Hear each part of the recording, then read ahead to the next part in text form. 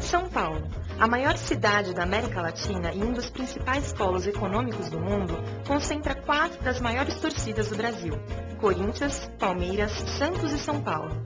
Juntos, esses 4 somam mais de 50 milhões de torcedores pelo país. No futebol, esporte de maior popularidade, os problemas observados são antigos e comuns aos torcedores: filas, cambistas, falta de segurança, de higiene, dificuldade no acesso ao estádio, desrespeito e falta de conforto. Esse é o retrato do futebol organizado no Brasil. Foi pensando no torcedor que o governo federal testou no dia 3 de novembro de 2002, no Pacaembu, no jogo Corinthians e Fluminense, uma nova medida para o atendimento ao público. Tratou-se do Estatuto de Defesa do Torcedor, criado com o objetivo de fornecer tranquilidade ao público antes, durante e após a partida. Quando você vai para um jogo de futebol, em teoria você está indo para um espetáculo. Então, se você promove um espetáculo, você tem que dar conforto para as pessoas assistirem da melhor maneira possível esse espetáculo, daquele que pagou o seu ingresso, né? E nós não pensamos o futebol como espetáculo. Hoje ainda, em muitos lugares, você vai para uma aventura, não para um espetáculo. Então você tem que pôr a pior roupa, porque você não pode pôr uma roupa legal, que de repente alguém pode te jogar alguma coisa. De repente a tua namorada também não dá para ir, dependendo do local que você senta. A tua família, você fica com medo de ir, porque às vezes não tem sanitários adequados, às vezes segurança, tudo isso. Então nós temos que retroceder e pensar assim: bom, eu estou promovendo um espetáculo. Ele é muito útil, em certo sentido você pode dizer que é um absurdo que seja necessário, mas a situação no futebol brasileiro chegou a tal ponto de distrato com o torcedor tratado como gado, que era preciso um texto que dissesse: olha, o torcedor tem direito a lugar numerado, tem direito a conhecer o regulamento do campeonato, a conhecer os jogos que o time dele vai fazer com antecipação, a ter um monitor que o receba no estádio, a ter segurança, a ter alimentação de qualidade com preço compatível. O torcedor ele pode ou reclamar, ou sugerir, ou fazer qualquer tipo de questão de questionamento, de crítica ao ouvidor. Quer dizer, e o acesso ao ouvidor tem que ser fácil, tanto por e-mail quanto por cartas, e o ouvidor tem a obrigação de responder em no máximo 30 dias. Mas foi um progresso em relação ao estágio anterior que a gente vivia. Naquela partida, algumas medidas adotadas chamaram a atenção do público. A compra de ingresso e o acesso ao estádio foram facilitados. Seguranças revistavam todos os torcedores. Voluntários orientavam e indicavam os assentos. E, ao final do jogo, o público contou com transporte especial para os principais terminais da cidade. Eu lembro desse jogo, meu pai não deixou vir, estava de castigo. Ia ter a vinda aos torcedores com vans, ia poder parar o carro em shopping center, ia vir todo mundo junto, ouvidor para saber o que você achava, sugestão para melhorar. Demorou 6 meses para o Estatuto do Torcedor ser aprovado como lei.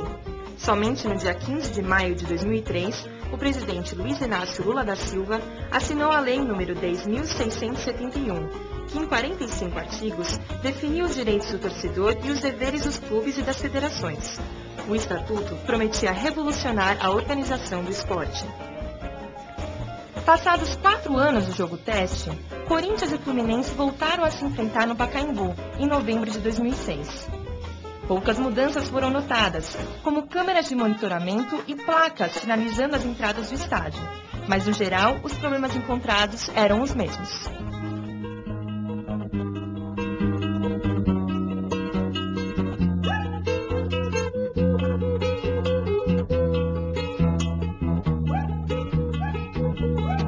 Você abusou, tirou partido de mim, abusou. Você abusou, tirou partido de mim, abusou. O Estatuto foi o grande provocador de uma onda de rediscussão de uma legislação que estava parada desde a Lei Pelé. O Estatuto do Torcedor é interessante, claro que é um avanço, é uma forma também de fazer com que os clubes tenham um comportamento mais transparente e profissional, clubes e federações, né? Durante esse período, a mídia esportiva contribuiu na divulgação da lei e na conscientização dos torcedores. O Estatuto do Torcedor era defendido como um bem público e apresentado como avanço para o futebol brasileiro. Ele recebeu muito incentivo e alguns órgãos da imprensa se comprometeram a fiscalizar e a denunciar irregularidades. No entanto, bastaram alguns meses para o foco da mídia mudar. Você não vê mais reportagens a respeito disso. Caiu no esquecimento. Foi só no começo mesmo, depois acho que de um certo tempo, 6 meses, 1 ano, eu lembro de ter visto isso em alguns jornais. A imprensa ela dá um start muito forte, quando se muda as coisas, ela dá um start fortíssimo, né? Depois, como a imprensa ela vive de notícias recentes, isso vai se perdendo no tempo. Então o Estatuto só volta a ser falado quando há um descumprimento muito claro de alguma coisa que não foi cumprida dentro do Estatuto. Aos poucos, o Estatuto do Torcedor foi deixado de lado e o número de matérias diminuiu. Nos jornais, não recebia mais destaque, enquanto na televisão e nas rádios era abordado apenas em grandes casos de irregularidade. Ainda assim, a cobertura pouco contribuía para a organização do futebol e conscientização do público. A mídia deixou de lado seu papel social e seu compromisso em fiscalizar a lei. Contudo, na opinião dos torcedores, o problema não está apenas na cobertura da mídia, mas também na mentalidade dos dirigentes brasileiros. Eu acho que na maioria dos clubes eles ainda não cumprem. Os sanitários são de forma bastante precária e as arquibancadas ainda não têm condições de receber toda a família, digamos. Como funcionava uma farra, uma bagunça, e os